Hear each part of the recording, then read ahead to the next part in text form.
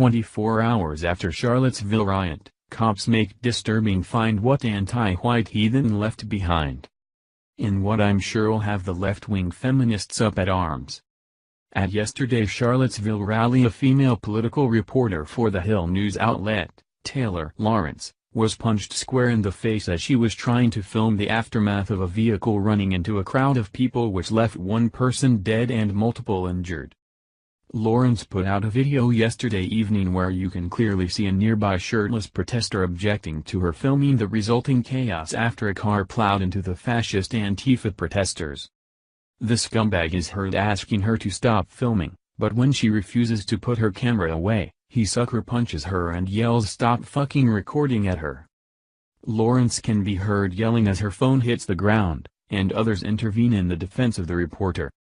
Judging by the pictures of the scumbag who was arrested, Jacob L. Smith, 21, of Louisa, Virginia, you can clearly see that inbreeding runs deep in his family. He was charged with misdemeanor assault and battery and had a prior arrest warrant on unspecified charges. What can we expect from the scumbag Antifa people? They have been causing havoc since the moment Trump announced his run for president. Just ask any of us who were present at the chaos they caused at the San Jose Trump rally back in the summer of 2016, where they attacked Trump supporters knowing the mayor of San Jose had given the police the order to stand down and none of us would be armed because there was strict security to get into the rally. Fox News reports. San Jose protesters attack Trump supporters with punches, eggs. Protesters attacked Donald Trump supporters on the sidelines of a San Jose rally Thursday night, in a raucous scene where a dozen or more people were punched and at least one woman was pelted with an egg. Protesters also reportedly grabbed Trump hats from supporters and set the hats on fire on the ground. Police eventually moved into the crowd to break it up and make arrests. At least 4 people were taken into custody, though police didn't release total arrest figures Thursday night. One officer was assaulted, Police Sergeant Enrique Garcia said. Mixed accounts emerged overnight over to what extent the Trump supporters were taunting the protesters. KTVU reported that the woman who got hit with an egg was making gestures back at the protesters. But the same report said the crowd of demonstrators had surrounded and trapped her at the time, and video of the incident appeared to support that account. Hillary Clinton campaign chairman John Podesta took to Twitter to condemn violence against supporters of any candidate. There were no immediate reports of injuries and no major property damage, police said. The crowd, which had numbered over 300 just after the rally, had thinned significantly, but those that remained, filling about a city block near the San Jose Convention Center, were rowdy and angry.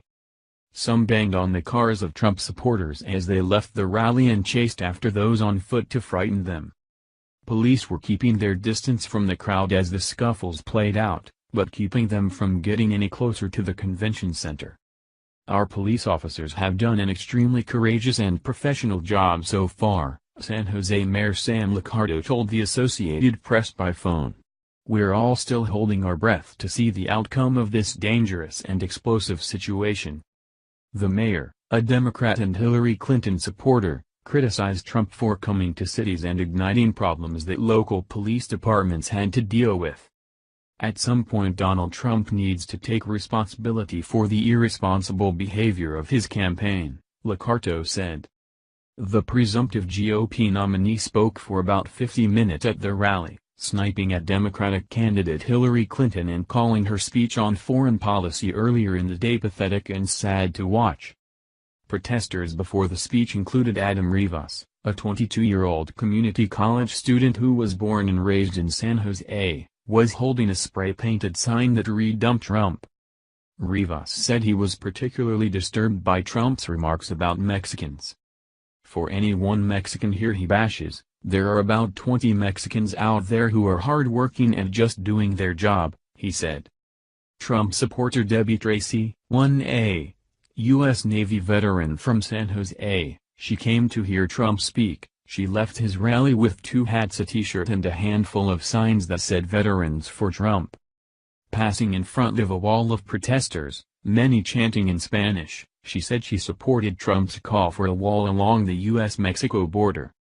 I'll go help build the wall because if you are going to come to this country, land of opportunity, you should be here legally, she said. My wife and I were in attendance at the rally in San Jose. Luckily all that happened to us was we were called a few names by a few illegals holding the Mexican flag. I will never forget pausing to look at the chaos that was ensuing as we walked to our car and saying to my wife, the American people won't stand for this kind of behavior. Tonight Donald J. Trump won the 2016 presidential election. Thank you for watching this video. What do you think about this? Share this on Facebook and Twitter along with your comments.